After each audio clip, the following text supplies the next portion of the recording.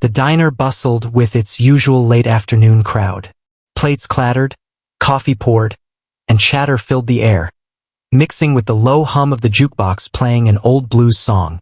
Mia Carter, a 34-year-old waitress, weaved through the maze of tables, balancing a tray laden with plates of hot food. Her tired feet ached from the double shift she had been pulling, but she forced a warm smile as she placed a burger and fries in front of a teenage boy sitting at the counter. "Here you go, sweetie," she said, brushing a stray curl from her forehead. The boy grinned. "Thanks, Miss Mia. You're the best." She winked at him and turned back toward the kitchen, already thinking about the next order. Working at Benny's Diner, a small but beloved eatery on the outskirts of Los Angeles, had never been glamorous, but it paid the bills barely. Single mother of a 10-year-old daughter, Jasmine, Mia had learned to survive on long hours, short breaks, and the kindness of regulars who left an extra $1 or $2 on their tabs. Her dreams of becoming a singer had long been buried under the weight of responsibility. Once upon a time, she had spent her nights at open mic events, clutching a microphone with trembling hands and pouring her soul into music. But after Jasmine was born and her father disappeared, reality took precedence over dreams. Now, the closest Mia got to a stage was humming along to the jukebox between orders. It was just another ordinary day until he walked in. The bell above the diner's door jingled, signaling a new customer.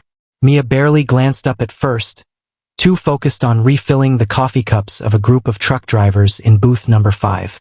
But as she turned back toward the counter, her breath caught in her throat. A man, tall and lean, with weathered hands and piercing eyes, stepped inside, removing his hat as he glanced around the room. He wore a simple brown jacket over a light blue shirt, his rugged face lined with years of experience. Mia knew that face. Everyone did. She blinked twice, certain her exhaustion was playing tricks on her. Was it really him? The Hollywood legend, the man whose films had defined generations, was standing right there in Benny's Diner. A hush fell over the room. The truck drivers paused mid-conversation, forks frozen halfway to their mouths. Even Benny, the owner, peeked out from the kitchen with wide eyes.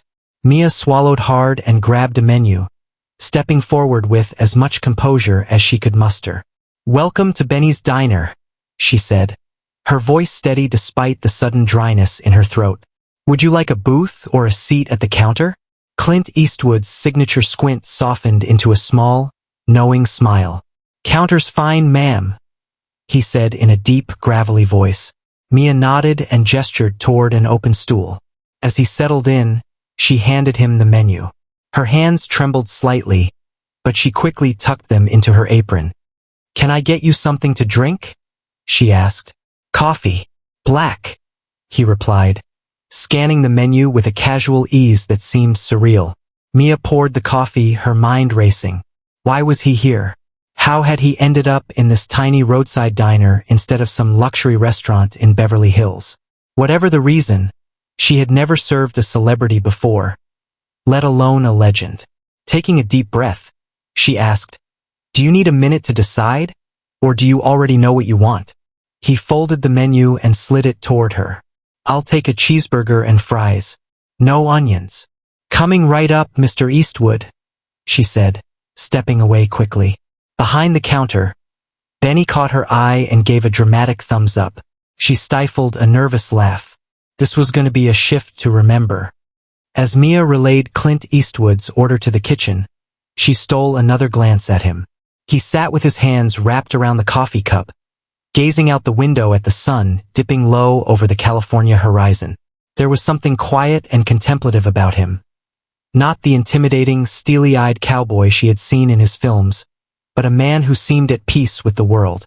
The diner had returned to its usual rhythm, but the air still buzzed with excitement. The truck drivers whispered amongst themselves, and a couple of teenagers in the corner tried to take a sneaky photo. Benny had to step in, shaking his head. "Let the man eat in peace," he murmured. Mia took a deep breath and approached the counter. "Here you go, Mr. Eastwood," she said as she placed the steaming plate in front of him. "Cheeseburger, fries, no onions. Let me know if you need anything else." He looked up and gave her a small smile. "Thanks, miss?" "Mia," she answered, feeling a surprising warmth at the way he acknowledged her. "Nice to meet you, Mia." He picked up the burger and took a bite, chewing thoughtfully before nodding in approval. "Damn good burger," she chuckled, relieved. "Benny's special recipe." As she refilled his coffee, curiosity gnawed at her. Why had he chosen this diner? There were fancier places in LA, places where he wouldn't be recognized every 5 seconds. But she held her tongue, not wanting to pry. Still, Clint Eastwood seemed to sense the unspoken question. "Used to pass by here a lot back in the day," he said casually. "Filmed a couple of westerns not too far from here. Thought I'd stop in, see if it's still the same." Mia raised an eyebrow. "And is it?" He smirked. "Better coffee." She laughed softly. "Glad to hear it." She was about to step away when he asked, "You from around here, Mia?" She hesitated. No one usually cared to ask about her. "Born and raised in LA, been working here since I was 20. "Long time," he observed. She nodded. "Gotta pay the bills somehow." Clint took another sip of coffee, his sharp eyes studying her. "You a singer?" The question caught her off guard. "What? No, why would you?" He tilted his head toward the jukebox. "I saw you humming earlier. People don't hum like that unless the music means something to them." Mia swallowed hard. She hadn't realized he had been paying attention. "Used to be," she admitted. "Before life happened." Clint didn't press, but something in his expression told her he understood more than she had said. Mia busied herself with her usual tasks, but her conversation with Clint lingered in her mind. It had been years since anyone had asked about her singing. She had locked that part of herself away, convinced it was just a silly dream. But as she wiped down the counter, she found herself humming again. A soft, bluesy tune she used to sing at open mics. Clint listened quietly, tapping his fingers on the counter in rhythm. When she noticed, she stopped, embarrassed. "Don't stop," he said. "You've got a voice, Mia. Use it." She let out a nervous laugh. "Tell that to my landlord. Singing doesn't pay rent." Clint's gaze held something deeper, an understanding, maybe even a challenge. Sometimes, the thing we run from is the thing we need the most. Mia's throat tightened. "I don't have that luxury anymore, Mr. Eastwood. My daughter comes first." At the mention of her daughter, his expression softened. "How old?" "Jasmine's 10. She smiled despite herself. "She's my world." Clint nodded. "Good mom, huh?" "I try," she said, glancing at the clock. Her shift was almost over, and she was itching to get home and see Jasmine. She turned back to Clint. "Can I get you anything else?" He shook his head, reaching for his wallet. "Just the check."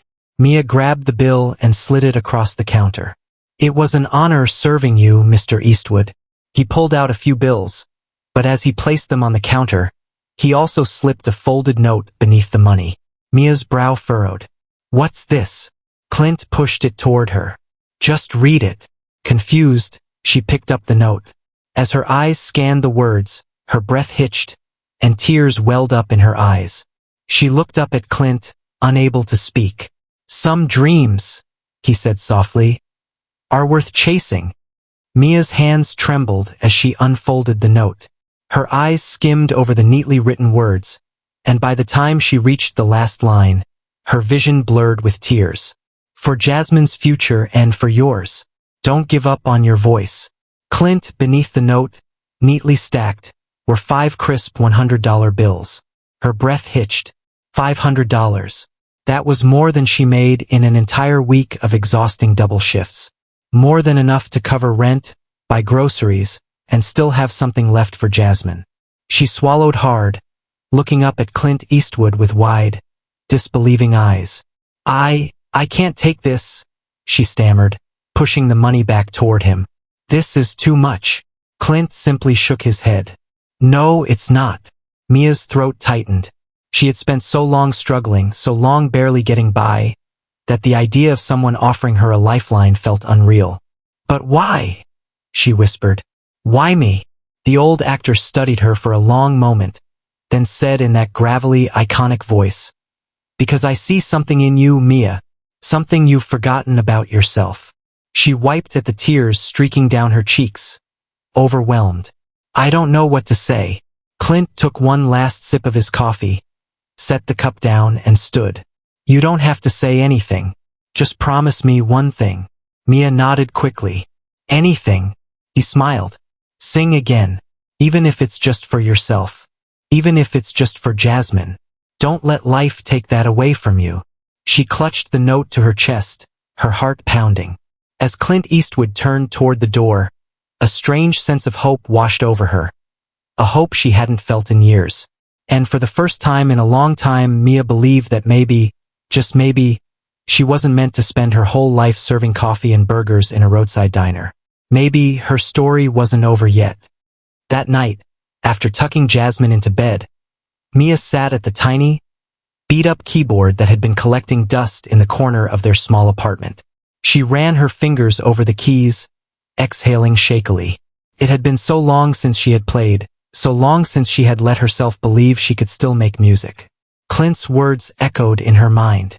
"Sing again." She took a deep breath and pressed a few keys, searching for a melody. Her hands remembered before her mind did, moving with a muscle memory she had thought was lost. Then, hesitantly, she opened her mouth and began to sing. Her voice was rusty, hesitant at first. But as she continued, something deep inside her came alive. Jasmine, groggy with sleep, peeked out of her bedroom. "Mommy!" Mia froze, suddenly self-conscious. Sorry, sweetie. Did I wake you?" Jasmine rubbed her eyes and smiled. "No, I just never heard you sing before. You sound beautiful." Mia's heart clenched. "You think so?" Jasmine nodded and shuffled closer, climbing onto her lap. "Will you sing me to sleep?" Tears pricked at Mia's eyes as she wrapped an arm around her daughter. "Of course, baby," she whispered. And so, with Jasmine curled up against her, Mia sang, softly, gently, with all the love and longing in her heart. For the first time in a decade, she felt like herself again. And for the first time in forever, she dared to believe that maybe, just maybe, this was the start of something new. The next morning, Mia woke up with a strange sense of lightness, something she hadn't felt in years. She had almost forgotten what it was like to wake up without the weight of exhaustion pressing on her chest. As she brewed her morning coffee, her gaze drifted to the stack of bills Clint Eastwood had left for her. $500. Still didn't feel real. Jasmine padded into the kitchen, rubbing her sleepy eyes. "Mommy, are you gonna sing again tonight?" Mia smiled, running a hand through her daughter's soft curls. "Do you want me to?" Jasmine beamed. "Yes, you sounded like the ladies on the radio." Mia chuckled, but her heart swelled.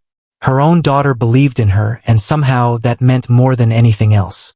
She grabbed her phone, hesitating for a moment before typing in a search.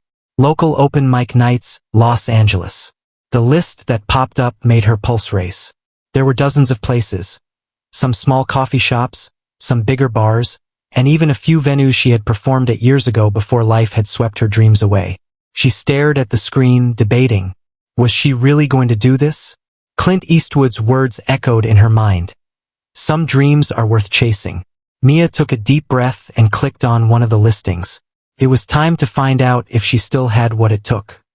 That evening, after work, Mia stood outside the Blue Note, a small jazz club tucked between two bigger venues in downtown Los Angeles. It wasn't glamorous, but it had a reputation for discovering hidden talent. Her hands were clammy as she clutched her name on the sign-up sheet. She hadn't performed in front of an audience in over a decade. Could she still do this? The host, a woman with wild curls and a warm smile, called her name. "Mia Carter, you're up next." Mia's stomach twisted into knots, but she forced herself forward. As she stepped onto the tiny stage, gripping the microphone, the noise in the club quieted. She took a deep breath, closed her eyes, and began to sing. The moment the first note left her lips, something inside her cracked wide open. Her voice wasn't perfect. There was rust, a hesitancy in the beginning, but it was real. It carried years of pain, love, and resilience. And as the song swelled, she let it all pour out of her, filling the room with something raw and beautiful. When she finished, the silence was deafening. Then applause. Loud, thunderous, heartfelt. Mia blinked, stunned. People were clapping, cheering, even whistling. The host grinned at her. "Damn, girl, where have you been hiding?" Mia let out a shaky laugh, pressing a hand to her chest. For the first time in a long time, she felt seen. And suddenly, she knew this was just the beginning. After her performance, Mia sat at the bar, still shaken by what had just happened. People had actually liked her singing. She wasn't just a tired waitress struggling to make ends meet. She was an artist again. "Excuse me, miss?" She turned to see a tall, sharply dressed man in his 50s, holding a business card between two fingers. "I don't mean to intrude," he said with a polite smile, "but I run a small record label, and I'd love to talk to you about your voice." Mia stared at him, her breath catching. A record label? Was this really happening? She hesitated, glancing down at the card. "James Holloway, Holloway Records." "Think about it," he said. "Call me if you're interested." With a nod, he walked away, disappearing into the crowd. Mia clutched the card, her heart pounding. She had come here just to see if she still had it. And now someone wanted to give her a shot. Her dream wasn't dead. It was just waiting for her to believe in it again. Word count so far, 3050 plus. Would you like me to continue? Let me know. Mia sat in her tiny apartment that night, staring at the business card on her kitchen table. The weight of it felt both thrilling and terrifying. Could she really do this? The rational part of her screamed that it was impossible. She was a single mom. She had a job, responsibilities, a daughter who depended on her. Chasing dreams was for people who had time and money to spare. But another part of her, the part she had buried for years, whispered, "This is your chance." She glanced at Jasmine, who was coloring at the table. Her daughter caught her gaze and grinned. "You're smiling, Mommy?" Jasmine said, tilting her head. "Is it because you sang again?" Mia let out a soft laugh. "Yeah, baby. It felt really good." Jasmine beamed. "Then you should do it all the time." Her daughter's innocence broke something open in her chest. Jasmine didn't see limitations. She only saw what made her mother happy. Mia took a deep breath, picked up the card, and pulled out her phone. She dialed the number. "Hello, Mr. Holloway?" she said, gripping the edge of the table. "This is Mia Carter. I'd like to talk." The next step in her journey had begun. 2 days later, Mia walked into Holloway Records, clutching her purse tightly. The office was modest but professional, the walls lined with records from independent artists. James Holloway greeted her with a warm smile. "Mia, thanks for coming in. Please sit." She did, still nervous but determined. "I appreciate the opportunity, but I have to be upfront. I don't have experience. I haven't performed in years, and I'm just a waitress trying to raise my daughter." James nodded, listening carefully. "I understand, but talent is talent, and you have something special." Mia swallowed. "What exactly are you offering?" "A demo recording," he said simply. "No contracts, no strings. Just come in, record a song, and see where it takes you." Her breath caught. "A real recording?" James smiled. "Yes, you deserve to hear yourself the way the world should." Mia pressed a hand to her chest. This was real. "I'll do it," she whispered. She had no idea where this road would lead. But for the first time in years, she wasn't afraid to find out. A week later, Mia stepped into a recording studio for the first time in her life. She stood before the microphone, heart hammering, while the producer adjusted levels. James's voice crackled through the speakers. "Whenever you're ready, Mia." She closed her eyes, took a deep breath, and let the music guide her. As her voice filled the studio, something magical happened. Mia wasn't a waitress anymore. She wasn't a struggling single mom. She wasn't someone who had given up. She was a singer, a storyteller, an artist. When the song ended, She opened her eyes to see the producer and James staring at her. Awestruck, James exhaled slowly. Mia, you're not just good. You're incredible. Tears welled up in her eyes. For the first time in her life, she believed it, too. Mia sat in the recording booth, headphones still on, her heart pounding in her chest. She had just finished recording, but she wasn't sure if what she did was good enough. James and the producer sat in the control room, silent. Their eyes flicked between the screen and her, expressions unreadable. Then James finally spoke. Mia, you don't just sing a song. You make people feel it. The producer nodded in agreement. I've worked with a lot of artists. Some have talent, some have training. But you have a voice that tells a story. And people are gonna want to listen. Mia's breath hitched. She had always dreamed of hearing words like that, but hearing them now, in a real studio from real professionals, felt surreal. James smiled. I'd love to release this song. See how people respond. Mia's mind spun. Release it. For people to hear? Fear crept up her spine. What if no one cared? But then she thought of Jasmine. Thought of Clint Eastwood's words. Thought of the years she had spent waiting tables, humming to herself, dreaming of a day like this. She straightened her shoulders. Let's do it. James beamed. That's the spirit. And just like that, Mia Carter was about to become a recording artist. A week later, the song was uploaded to all major streaming platforms.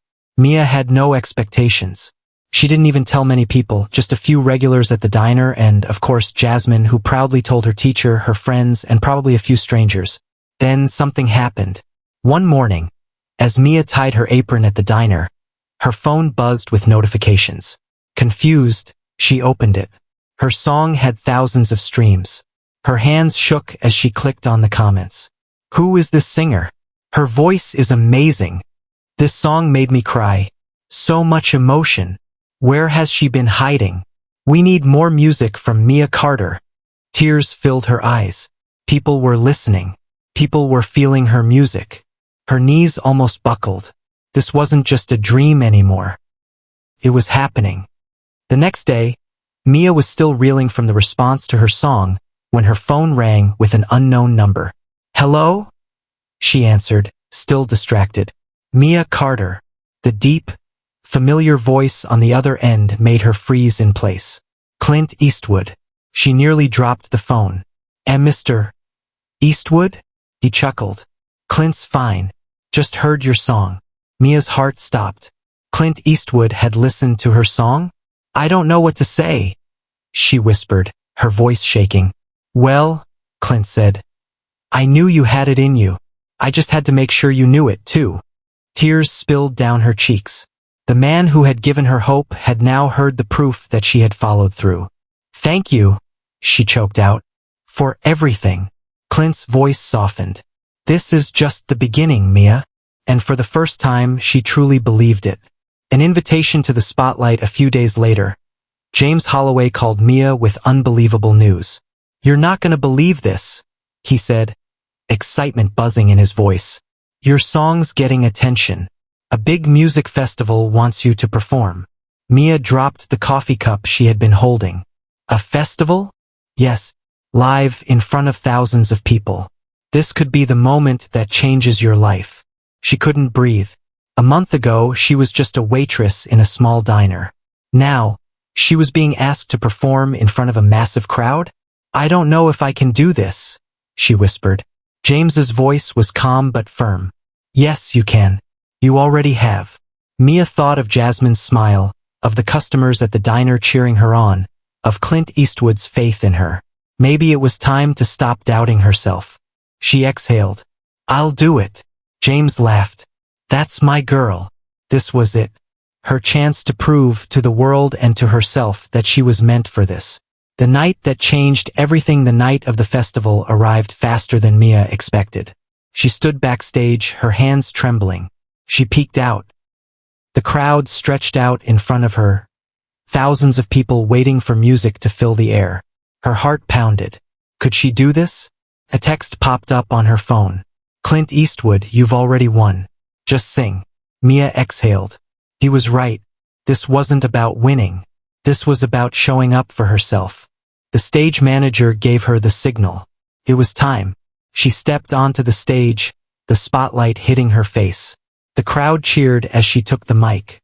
She closed her eyes, took a deep breath, and then she sang. And the world listened. The performance was a dream come true. The crowd roared, the energy was electric, and Mia felt more alive than she ever had. When she walked off stage, James was waiting with a grin.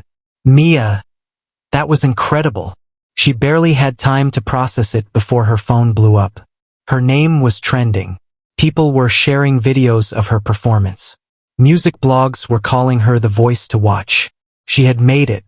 A week later, Mia returned to Benny's diner, this time as a customer. She sat at the counter, smiling as she watched the new waitress take orders. Then the diner door jingled. She turned, and there he was, Clint Eastwood. Mia stood, beaming. I didn't think I'd see you again. Clint smirked. Figured I should check in on my investment. She chuckled, tears stinging her eyes. I don't know how to thank you. Clint looked at her for a long moment. Then he said, You already did. Mia understood. She had taken his belief in her and turned it into something real. And she would never stop singing again. Mia's journey had started with a diner, a note, and a push from an unexpected friend. Now, she stood on the edge of a future she had once thought impossible. With a record deal on the table, a growing fan base, and a daughter who looked at her with pure pride, she knew one thing for sure. Some dreams never die. And when fate gives you a chance to chase them, you take it. Because you just might find that they were meant for you all along.